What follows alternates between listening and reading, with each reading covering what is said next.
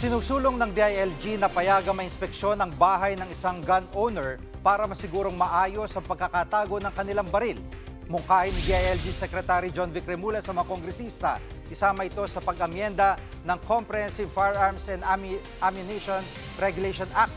Sa ilalim nito, papipirmahin ng waiver mga nagmamay-ari ng baril para sa inspeksyon. Mag-aabiso lang daw ang PNP ng isang araw bago pumunta sa bahay ng gun owners. Gagawin ding mandato ang pagkakaroon ng ligtas sa taguan ng baril.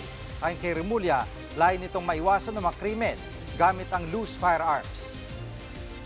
We do not mean to catch them as criminals. We just want to make sure that their safekeeping of firearms are done in the proper way, na may facility sila.